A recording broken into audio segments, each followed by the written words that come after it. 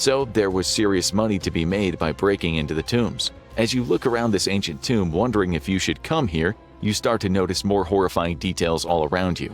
There's not just the dead body of the rich man who died here, but another lying next to him covered in rags. Slavery was a big part of the Egyptian empire, and it allowed them to prosper and build as much as they did. Slaves were seen as the property of their masters, just like a pouch of coins or a beautiful piece of artwork. So when a rich person died, it was not uncommon for them to take a servant with them into the afterlife. We say man here because male and female bodies were treated differently to one another.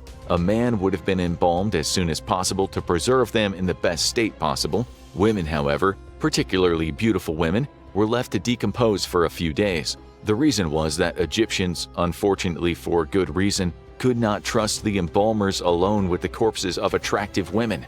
Many Egyptians died young.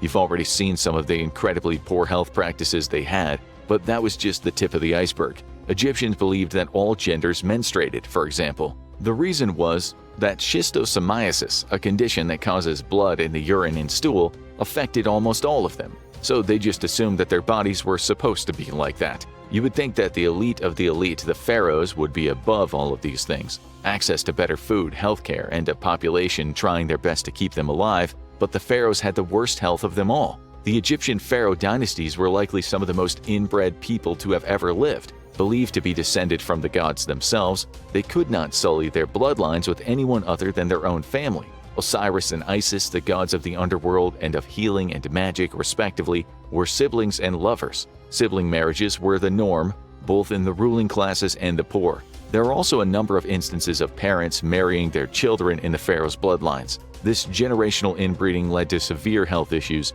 deformations, mental and physical disabilities, weakened immune systems, ugliness, and obesity. Tutankhamun himself, possibly the most famous of all the pharaohs, was a particularly grim example. Famed as a boy king who lived a fierce but short life full of action, the reality is that he was a very sick, disabled child who died incredibly young.